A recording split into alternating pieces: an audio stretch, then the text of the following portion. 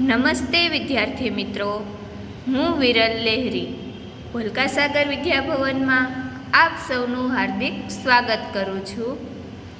મારો વિષય છે હિન્દી. આજે આપણે જોઈએ ધોરણ 7 ઇકાઈ 6 ડૉક્ટર વિક્રમ સારાભાઈ. સ્વાપોથીમાં આપણે ગયા વિડિયો લેક્ચરમાં 1 થી 4 પ્રશ્ન સુધી પૂરી ગયા. હવે જોઈએ આગળ પ્રશ્ન 5. प्रश्न नंबर 5 पेज नंबर 33. निम्नलिखित प्रश्नों के उत्तर लिखिए. पहलो सवाल है, डॉक्टर विक्रम साराभाई ने अहमदाबाद में किन किन संस्थानों की स्थापना की?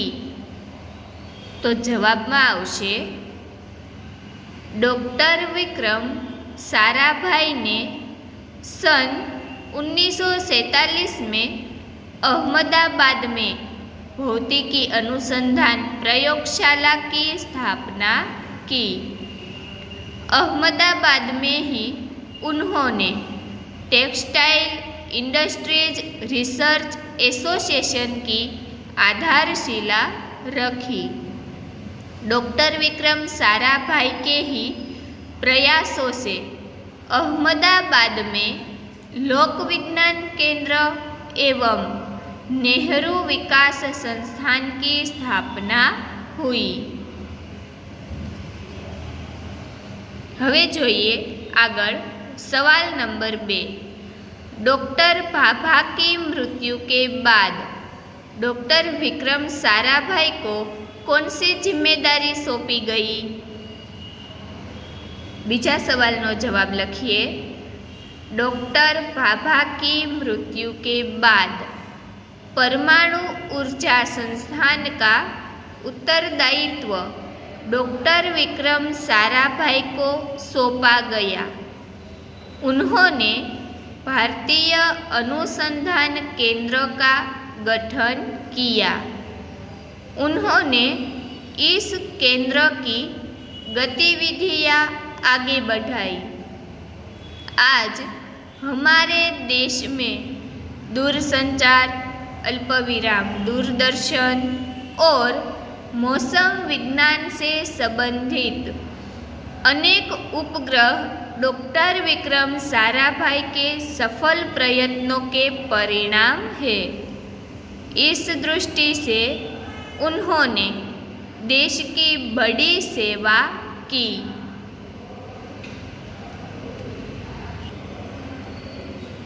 आगर सवाल नंबर 3. डॉक्टर विक्रम साराभाई को किन किन पुरस्कारों से सम्मानित किया गया? जवाब लखिए. डॉक्टर विक्रम साराभाई ने अपना संपूर्ण जीवन भारत तथा विज्ञान के विकास के लिए समर्पित कर दिया. भारत के विकास में उत्कृष्ट योगदान के लिए उन्हें कई राष्ट्रीय और अंतर्राष्ट्रीय सम्मान प्राप्त हुए. सन 1962 में उन्हें डॉक्टर शांति स्वरूप भटनागर पुरस्कार प्रदान किया गया. भारत सरकार ने सन 1966 में पद्म भूषण और सन 1972 में मरणोत्तर पद्म विभूषण अलंकरण से उन्हें सम्मानित किया गया. हवे जोइए आगळ सवाल नंबर 4. डॉक्टर विक्रम साराभाई ने अपने जीवन में कौन कौन से पद सुशोभित किए? चौथा सवालनो जवाब लखिए. डॉक्टर विक्रम साराभाई सन 1961 में परमाणु ऊर्जा आयोग के सदस्य बने.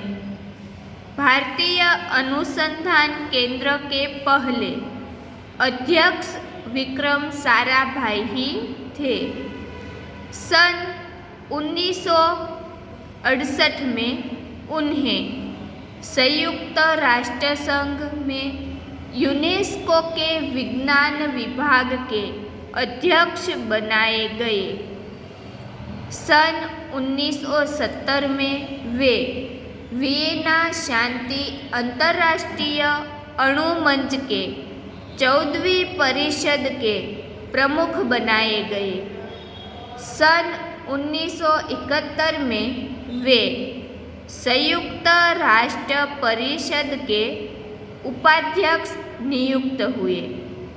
बाद में उन्हें इसी परिषद के विज्ञान विभाग का अध्यक्ष बनाया गया। હવે સવાલ નંબર 5, डॉक्टर विक्रम साराभाई ने खुद अपने नाम क्यों चिट्ठियाँ लिखी होंगी?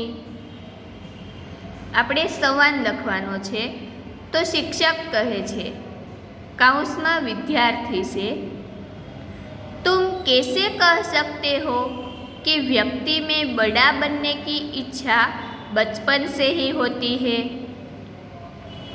विद्यार्थी कहे छे, गुरुजी कहते हैं कि बच्चों के लक्षण पालने से ही दिखाई देते हैं।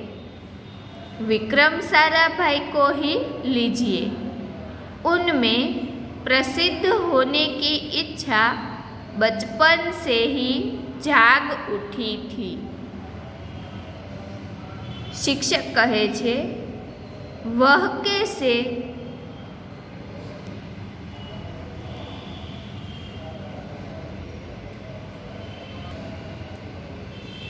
आगळ प्रश्न 6, कोष्टक में दिए गए शब्दों को उचित क्रम में लिखकर अर्थपूर्ण वाक्य बनाइए। विद्यार्थी मित्रों, कौंसमां आपणे शब्दों आपेला छे तेने आपणे क्रममां गोठवीने आखुं वाक्य बनाववानुं छे। तो पहेलुं वाक्य बनशे, भारतीय अनुसंधान केंद्र का गठन किया। आ बधा ज शब्दों कौंसमां आपेला छे। एवी ज रीते बीजुं वाक्य बनावीए, विक्रम साइकिल पर कलाबाजियां करते थे।